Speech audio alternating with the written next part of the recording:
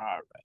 So I believe we last discussed, we were entering a conversation around high anion gap metabolic acidosis, and I hopefully expanded your mind. If I didn't blow your mind, I expanded your mind to say that not all of these, lactic acidosis and ketoacidosis do not always have a high anion gap. It depends on whether the conjugate base is excreted or not. So I won't belabor that point. Let's then just parse the rest of the discussion around high anion gap metabolic acidosis. I'll just reinforce one more time that you don't always have an elevation in anion gap in lactic and ketoacidosis. Okay, so let's go over some of the overview of lactic acidoses and ketoacidoses. Obviously, as a student of nephrology, I want you to know more than shock if you have a case of lactic acidosis. In general, you can say that the physiology breaks down into these broad categories, one of which is, insufficient oxygen delivery. The other is a broad category of mitochondrial dysfunction. And then we have these others, which we'll get to. I'm just orienting the discussion with the overview here.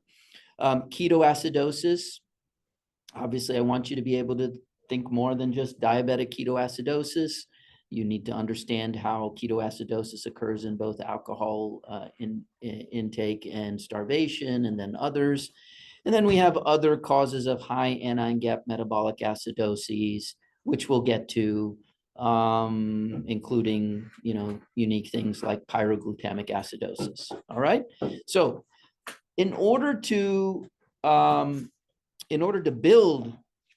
this knowledge base, you have to review the basics of energy metabolism again, so that you don't have to just memorize lists. You get to understand the pathophysiology of these various causes of keto and lactic acidosis. So this doesn't have every element of the pathway highlighted, mostly the important ones, important from a pathogenesis standpoint. So let's go over this.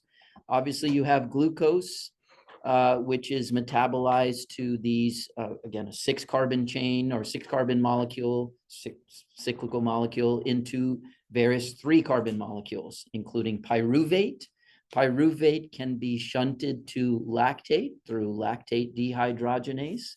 Pyruvate can then be, one of the carbons can be cleaved off to form the 2-carbon acetyl-CoA. Acetyl-CoA can be used to make ketones. Acetyl-CoA can enter the TCA cycle. The TCA cycle spins around, creating these energetic intermediates that feed into oxidative phosphorylation. This is where oxygen is required in order to make those, 32 ATP molecules for the glucose, if you recall. So also recall that fatty acids arise from cleaving the glycerol backbone from triglycerides, creating free fatty acids. Those are basically hydrocarbons, long chains of carbon and hydrogen. And then you can snip off 2-carbon segments of that, bind it to this coenzyme A in order to form acetyl-CoA. That process in broad strokes is called beta oxidation of fatty acids. Okay, we'll come back to this as we parse through the pathogenesis of these various causes of lactic acidosis, ketoacidosis, beyond simple, straightforward ones. Okay, so get my comment working. All right, so we're here on lactic acidosis and the various etiologies. Remember, again, the most common one is impaired oxygen delivery that interfaces in the mitochondrium with oxidative phosphorylation. In order to generate this ATP, oxygen must be present to accept those energetic electrons, right? And the intermediates that carry that energy are the NADH and FADH generated by the TCA cycle. We've gone over that already. Let's go over some of these more esoteric ones, though. Malignancy, okay? Why or how exactly lactic acidosis occurs in certain malignancies is not well known. That being said, the broad understanding of this process at least has a name for this physiology, that is the Warburg effect. For some reason, certain tumor cells can have a biology that favors energy production through glycolysis, right? I form ATP through glycolysis, and then I don't carry all the way through to oxidative phosphorylation. I regenerate NAD by metabolizing pyruvate to lactate. The necessary side effect of that is an overproduction of lactic acid. Okay, let's then go over the mitochondrial dysfunction. You'll recall that many of these processes in energy metabolism, some of them are happening preferentially in the mitochondrium. Most obviously is steps in oxidative phosphorylation. Okay, so anytime that you can conceive of mitochondrial dysfunction, a classic one would be the nucleoside reverse transcriptase inhibitors. You'll recall that the nucleoside reverse transcriptase inhibitors actually have the capacity to affect mitochondrial DNA polymerase. And so you can essentially poison the normal enzymatic machinery of a mitochondrium such that you cannot effectively participate in oxidative phosphorylation.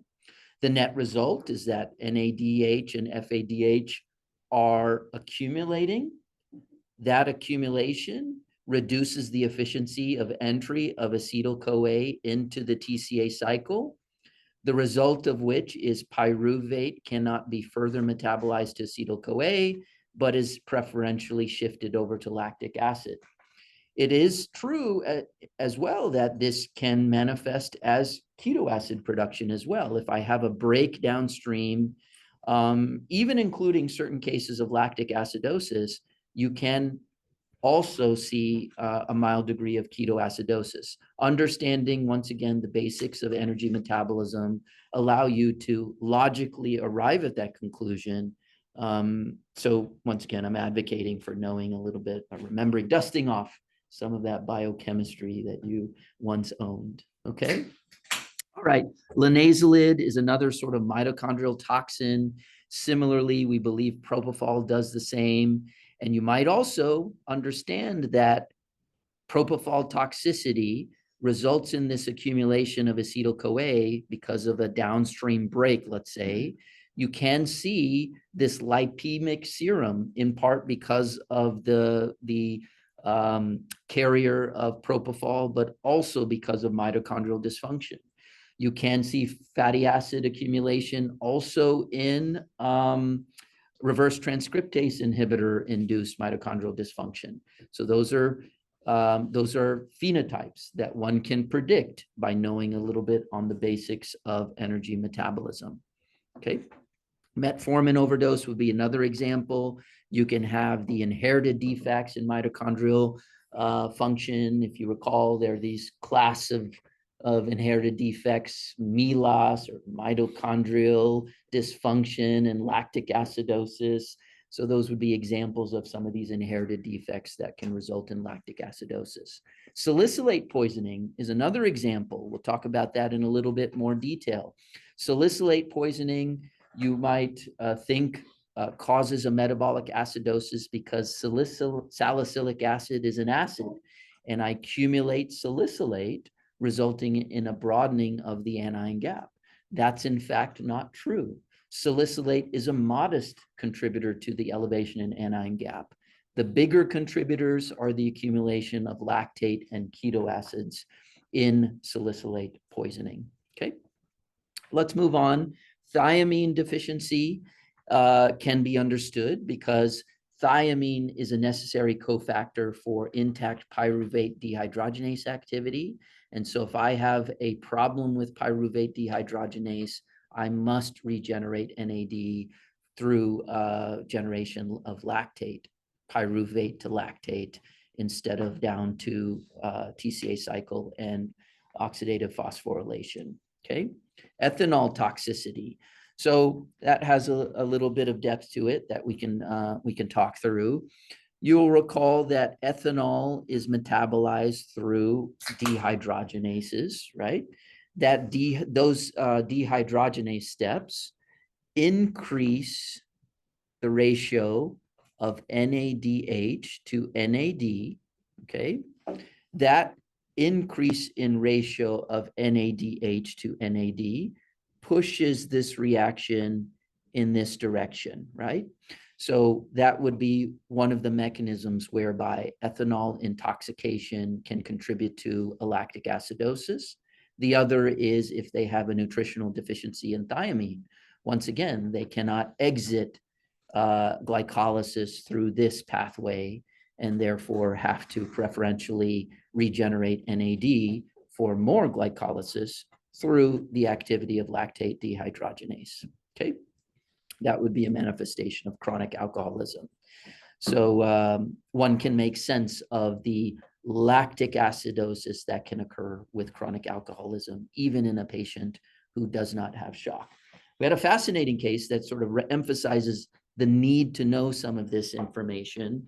Actually, one of our residents is writing this up for ASN, where an individual without shock presented with a lactate of 50, So that case had alcoholism as a contributor. There was probably some thiamine deficiency as well.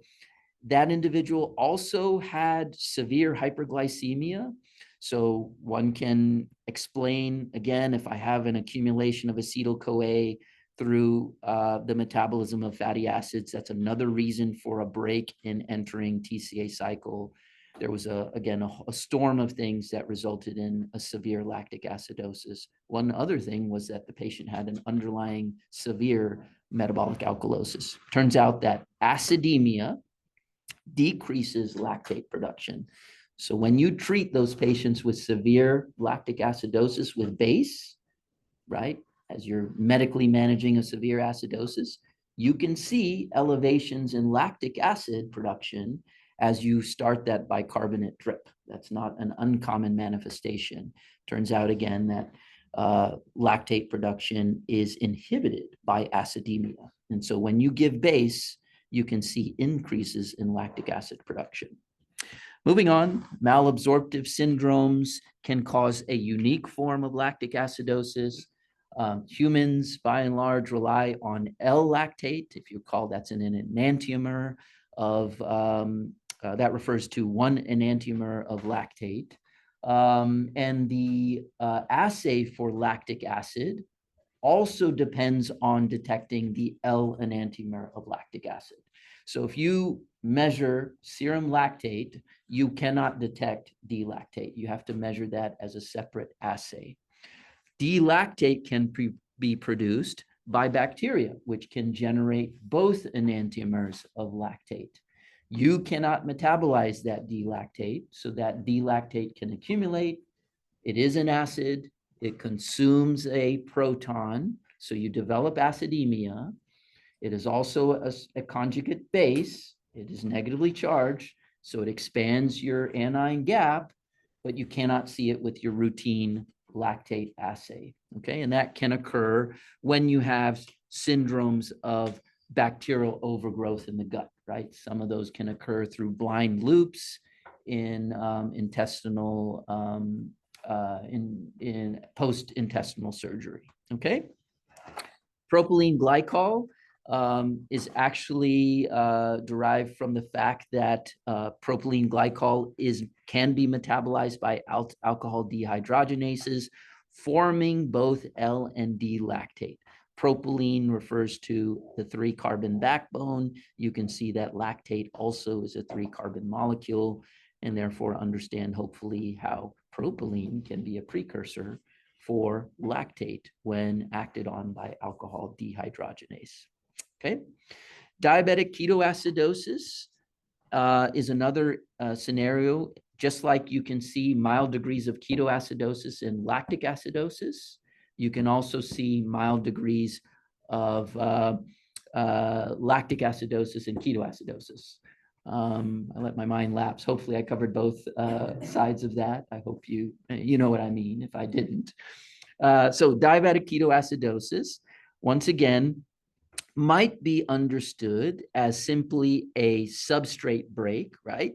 In order to create keto acids, you need to cleave fatty acids into these 2-carbon acetyl-CoAs, and then in the right hormonal milieu, which we'll talk about in more detail, but a relatively high glucagon and catecholamine to low insulin ratio, you unleash this rate-limiting enzyme for the production of keto acids, and so acetyl-CoA can proceed to keto acids.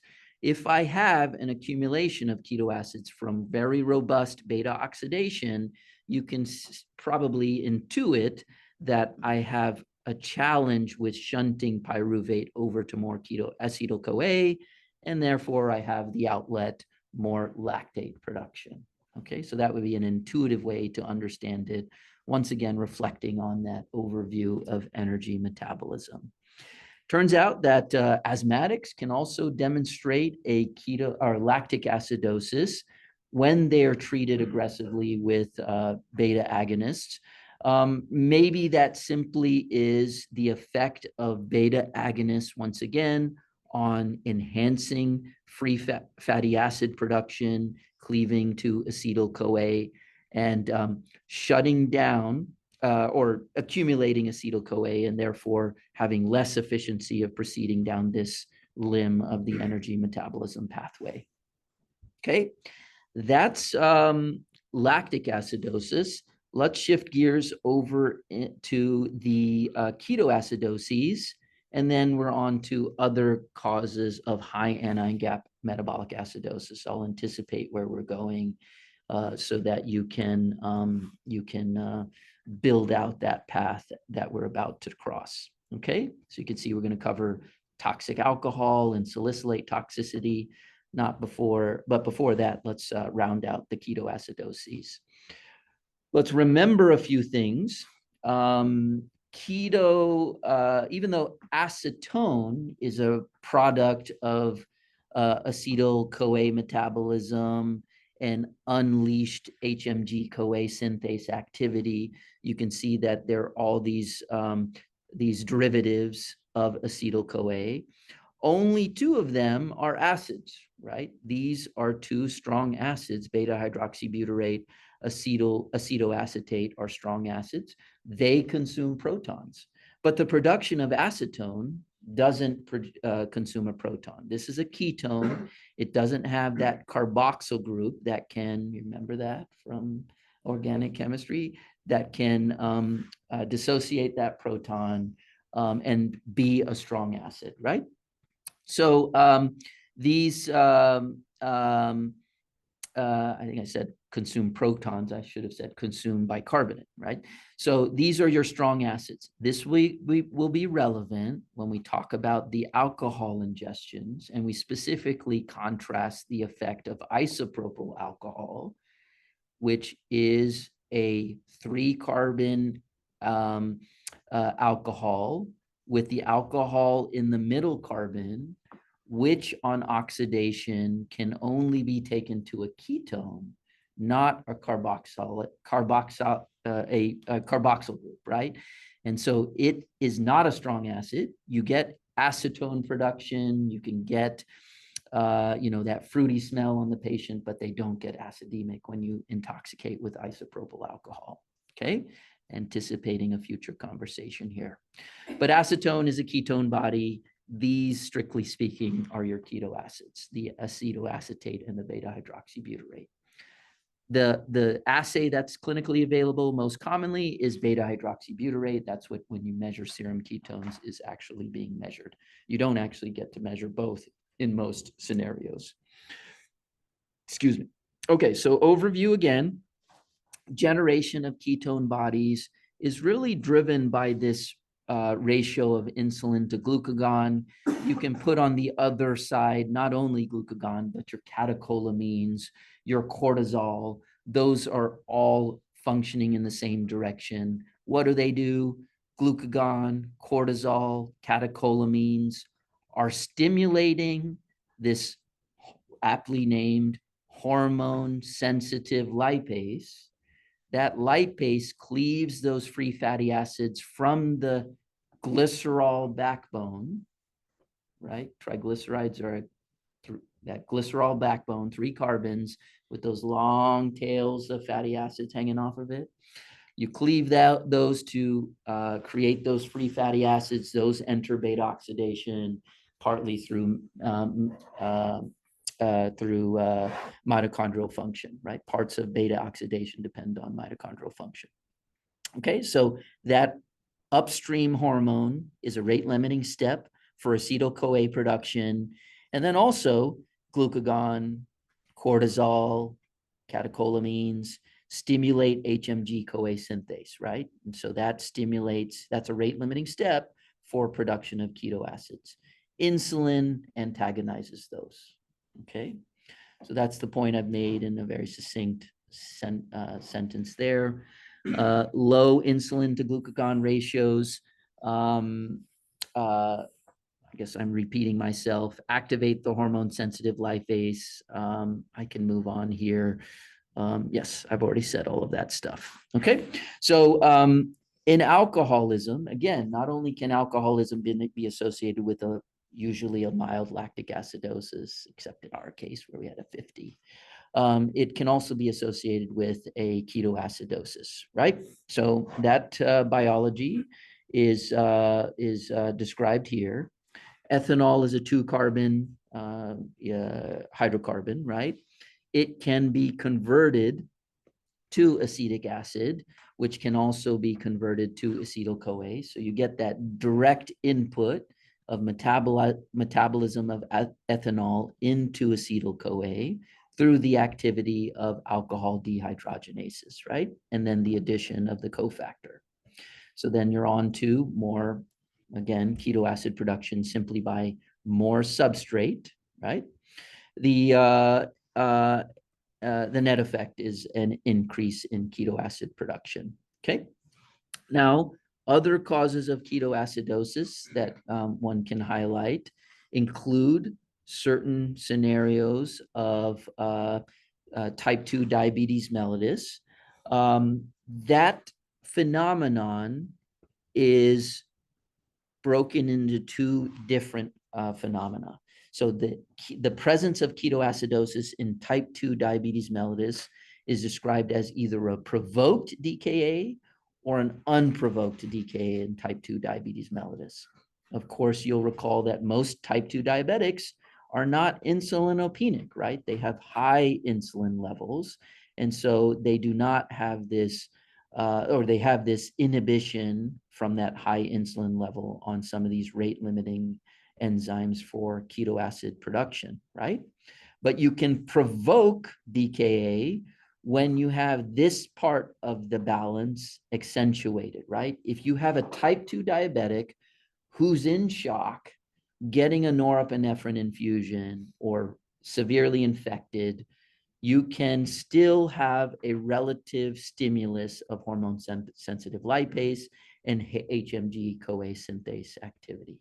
That is the so-called provoked DKA in a type 2 diabetic. Look for an increase or a cause for increase in these, let's call them counter-regulatory hormones, okay? The glucagon side of this insulin to glucagon ratio, right? That's the provoked type 2 DKA. But there is another population of patients that are predisposed to DKA, even in the absence of an infection or a catecholamine infusion. And that seems to have some genetic basis because it shows up in certain ethnicities more commonly. There is something about their energy metabolism that predisposes them to generate keto acids more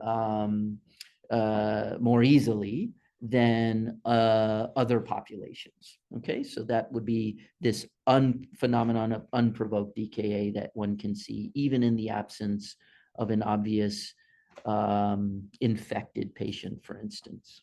Okay, Let's move to SGLT2 inhibitors. I kind of glossed over this fact. Another instance of low insulin to glucagon ratio occurs with starvation, okay? So starvation ketoacidosis, in that instance, obviously, I've turned off insulin because I'm in famine, right? Feast and famine. So I've turned off insulin. I've turned on glucagon. I'm starting to eat up all of my glycogen stores. So that would predispose to formation of ketoacids. Starvation ketoacidosis is a state of low insulin, high glucagon ratio.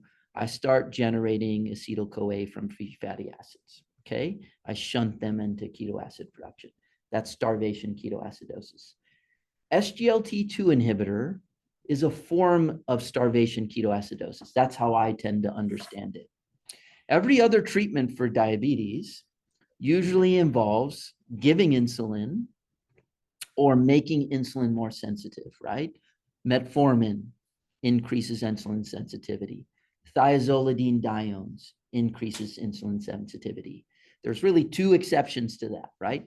SGLT2 inhibitors, they lower your glucose by simply peeing out calories. So it's a form of starvation, or let's call it glucose extraction. Another example of that would be these old-fashioned acarbose, miglatol.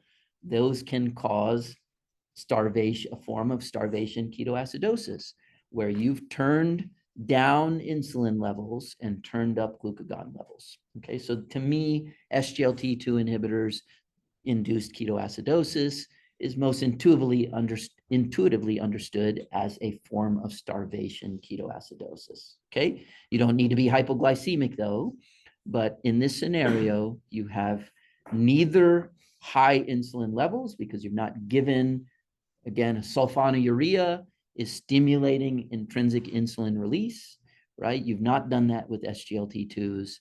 And you could have these increases in counter-regulatory hormones.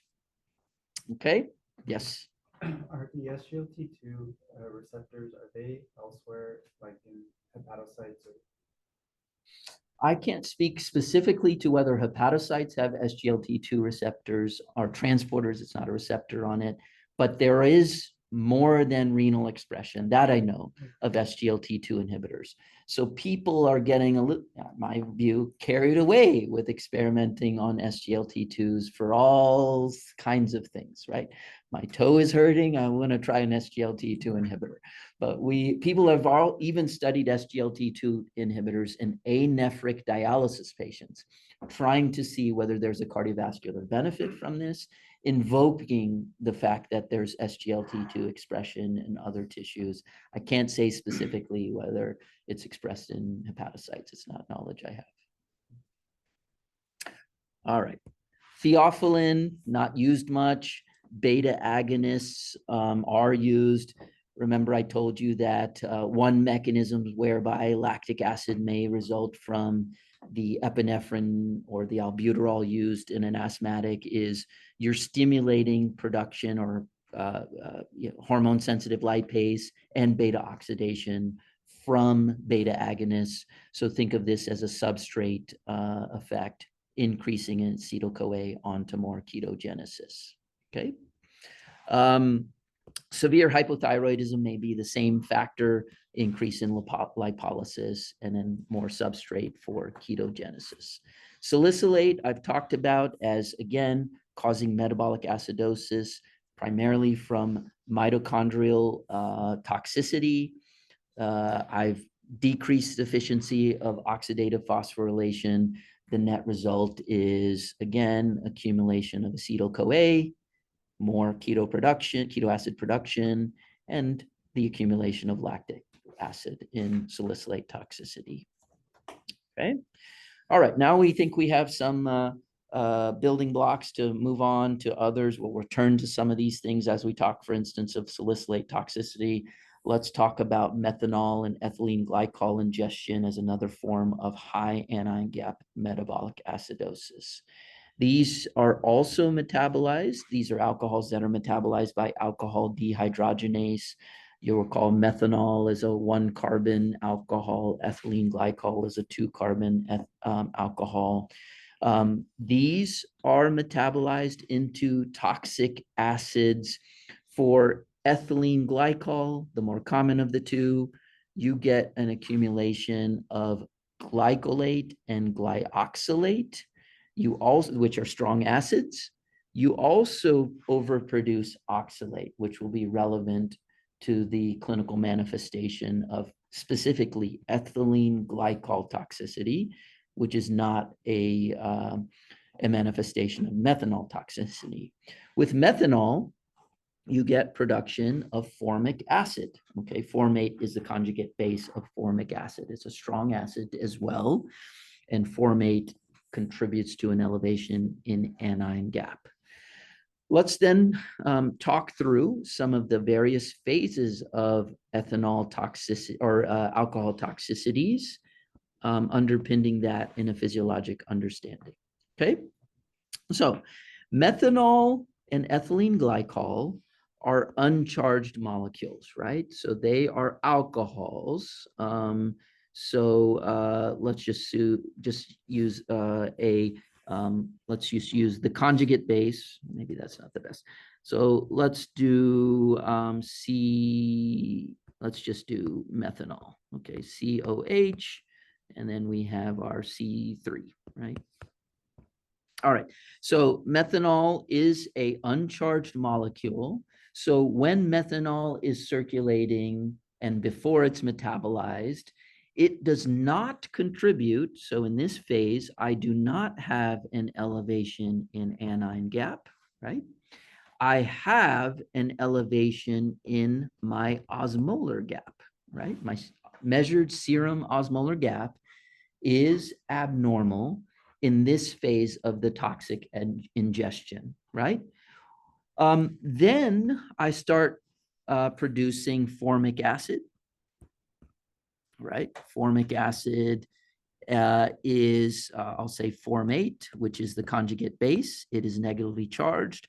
I elaborate or produce a proton. That proton combines with bicarbonate, right? And that lowers my serum bicarbonate. It forms CO2 and water, right? So that vanishes into the background.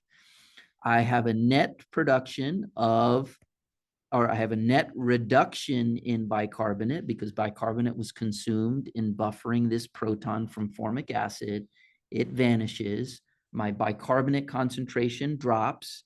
My accumulation of this conjugate base results in a net increase in anion gap, right? But at this point, my osmolar gap closes. So I'll just put no osmolar gap, okay? Now, you might question that. You might say, well, I still have formate circulating. Why is that? And that's not measured. Why is that not contributing to the osmolar gap? Well, you have to think back at what is an osmolar gap. An osmolar gap is a difference between measured osmoles minus the calculated osmoles, right? And what goes into the calculated osmoles? That's generally 2 times my sodium concentration, right? Plus my urea divided by 2.8 to get it from milligrams per deciliter into milliosmoles, plus my glucose, also again divided by a correction factor in order to convert, grams per deciliter into milliosmoles, right? So it turns out that the formate anion is captured by this 2 times sodium term, right? It's balanced by a cation. So formic acid, lactic acid do not contribute to an osmolar gap, right? Because they're captured by the 2 times the serum sodium term. If you're charged, you're captured, or if you're an anion, you're captured by the 2 times sodium term. All right. So those are the phases of toxicity now that we can kind of talk through. In the initial phase, the accumulation of methanol and ethylene glycol actually causes inebriation, and that's why many people will self-ingest these in order to get the effects of alcohol. And that is associated with an elevation in osmolar gap. And then as these toxic alcohol are metabolized into strong acids, the gap closes, the anion gap widens, right? And it's in this phase that you start to get organ dysfunction, because in phase one, you just get an inebriated patient. It's really hard to die in that phase of a toxic ingestion. When you do die, it's usually like aspiration, right? But you can't really, it's hard to consume so much ethanol that you die from the direct toxic effects to the brain, right? It's mostly inebriation, but organ dysfunction occurs when you get these toxic alcohols that are accumulating, and then when you get oxalate overproduction, specifically with ethylene glycol. Okay, so you can have pulmonary toxicities, you can have cardiotoxicities, and you can have shock. Renal failure can occur from shock and can also occur from acute oxalate nephropathy. Okay. Visual disturbances, cortical blindness is a specific manifestation of formic acid accumulation. So we would see those specifically in methanol toxicity. You'll recall also that this is toxic to your extrapyramidal system. And so you can have some characteristic downstream permanent effects on and have these extrapyramidal neurologic symptoms as a residua of methanol toxicity. Lactate elevations can occur from the shock, but interestingly, lactate elevations can also occur because the assay for lactic acid measurements cross-reacts with glycolate. So when you have an ethylene glycol toxicity, you can have a false elevation in lactic acid because that assay cross-reacts with glycolate. And so again, keep that in mind. There's also this, remember, alcohol dehydrogenase has effects on NADH to NAD ratios that can favor the production of lactate dehydrogenase. That's something we leveraged when we discussed how alcoholics can manifest lactic acidosis. So that would be another way in which lactate elevations can occur with even these other non-ethanol alcohol intoxications. Okay, phase 3 is when this oxalate accumulation occurs, specifically in ethylene glycol toxicity. That can be relatively insoluble in the urinary lumen and cause calcium oxalate nephrotoxicity. That is not something that you see macroscopically on a CT scan. This calcium oxalate crystal, urea, or crystals are forming in the lumen of the collecting duct and the ducts of Bellini, causing let's call it a microscopic obstructive nephropathy. It's not something that you would see on a CT scan, okay?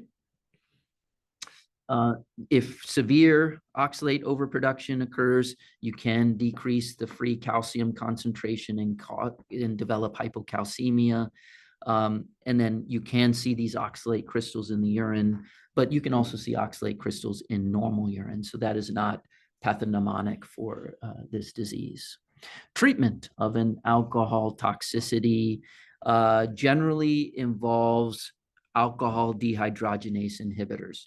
We do not use gastric decontamination because alcohol rapidly absorbed, and also there's a risk of aspiration when you're trying to get that down a patient. So we don't use, these activated charcoal treatments. We do treat these patients with alkali Hopefully that reduces the penetration of these alcohols into tissues when you are in the non-ionized form, right? Then you can, excuse me, when you're in the ionized form, by the administration of alkali, you favor the dissociation of an acid into its conjugate base and a proton, right? And so you decrease the penetration of the acid into the CNS. This is more relevant for salicylate. So we'll come back to this theme. That's why I'm spending more time on this. We treat with alkali salicylate toxicity by trying to favor salicylate anion production over salicylic acid, the protonated form, and therefore result in less CNS penetration of the salicylate. Again, this is more a relevant theme for salicylate toxicity, but theoretically can be leveraged in managing the toxic alcohol ingestions as well. Okay.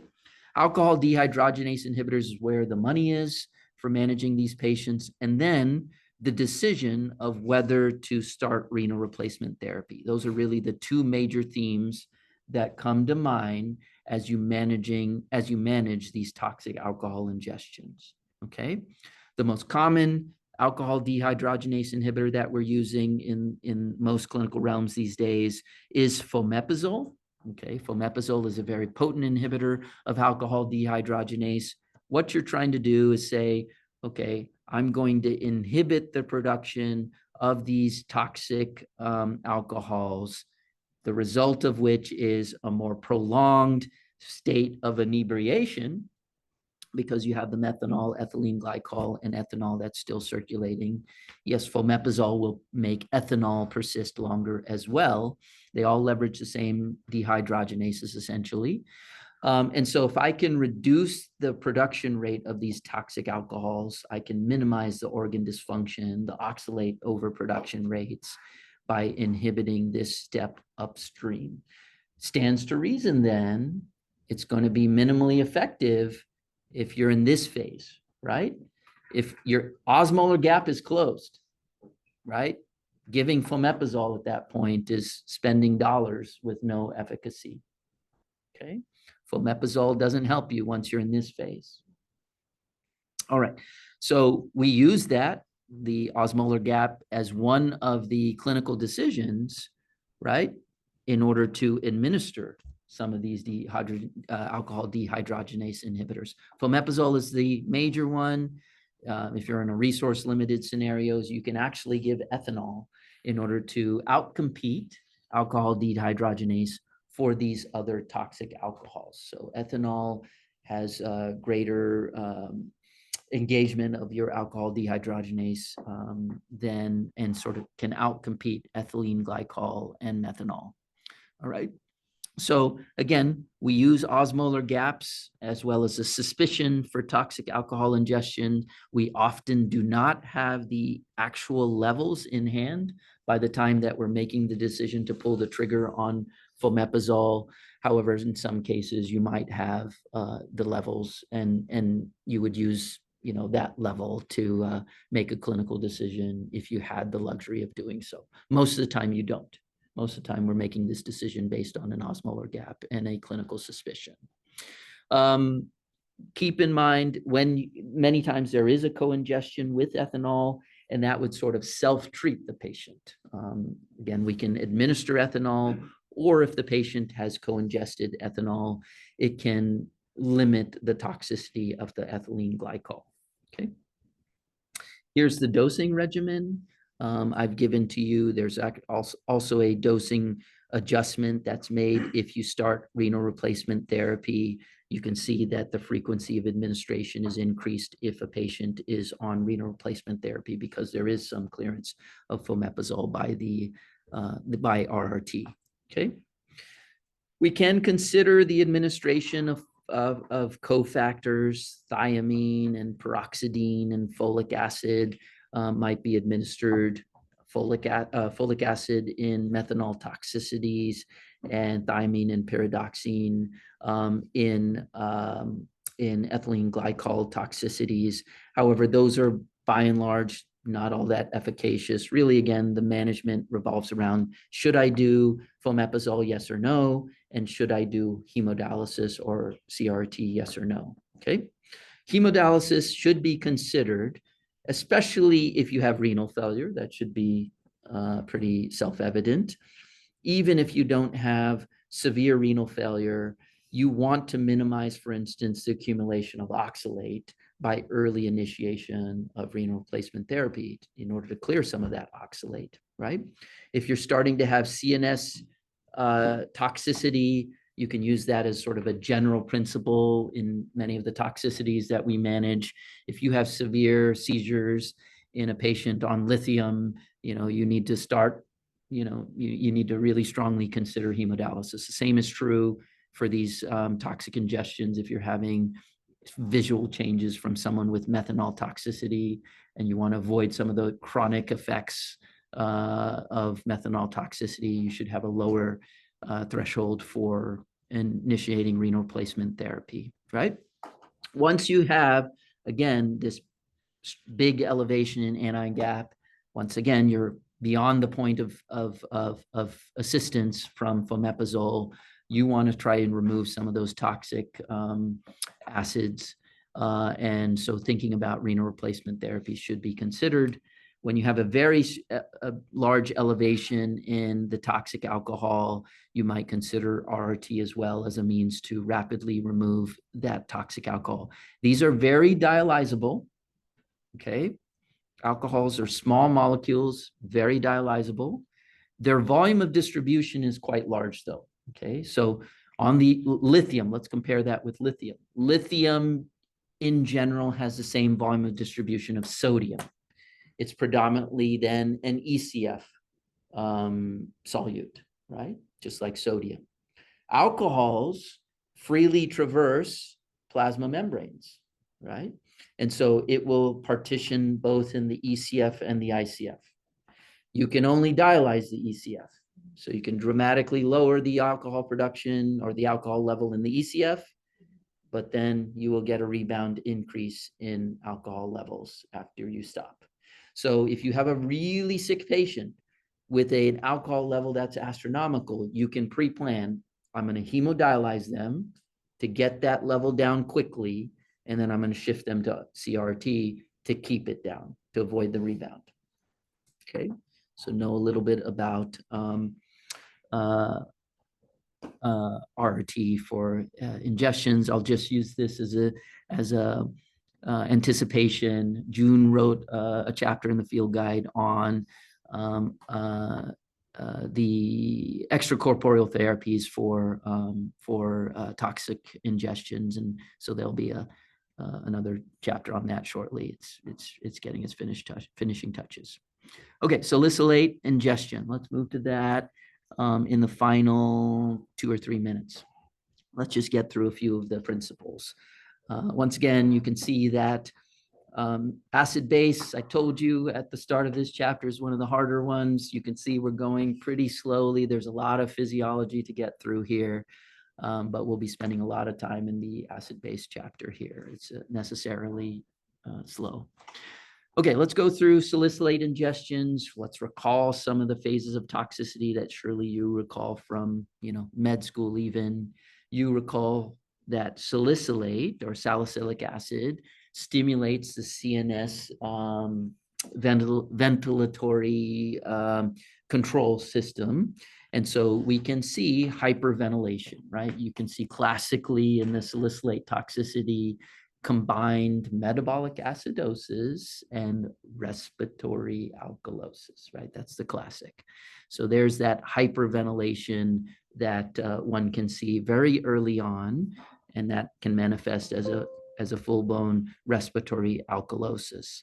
You can, at that phase, have this, dumping of bicarbonate. So you can see, remember, metabolic acidosis, that's the punchline where we're getting to, combined respiratory alkalosis and metabolic alkalosis. Part of that can be through the initial compensation for a primary respiratory alkalosis, right? You would see a reduction in serum bicarbonate as a compensatory response to primary respiratory alkalosis. Now, that bicarbonaturia has to take cations with it. Okay, and so we've gone over that concept ad nauseum. I don't have to go back to the tubular transport map, right? But I'm anticipating a concept. Potassium depletion is common in salicylate toxicity and is part of the or this consideration governs how we treat salicylate toxicity. We'll get to this, probably not today. We'll get to this next week. I'll reiterate, potassium supplementation is very important in salicylate toxicity. And in part, this is because they often are K depleted. I'll anticipate that K depletion results in impaired urinary salicylate excretion. Okay, we'll get to that. All right. So you can start to have some symptomatology, including nausea, vomiting, the hyperventilation we've gone over. Tinnitus is another characteristic feature of some patients with salicylate toxicity. And yeah, so I think I'll just anticipate phase 2 and phase 3, and then we'll visit this stuff next week when we start Escolita next week. I'm going to tell you that the K depletion engages HK ATPase, causing a paradoxically acidic urine. Okay, that aciduria results in salicylic acid in the tubular lumen, right? The proton binds salicylate in the urine, and that salicylic acid recycles back to the blood that is not efficiently cleared. Okay, so again, repletion of a K deficit turns off that proton secretion and traps salicylate anion in the urine, resulting in more efficient clearance. Okay, we'll get to phase 3 at our next week.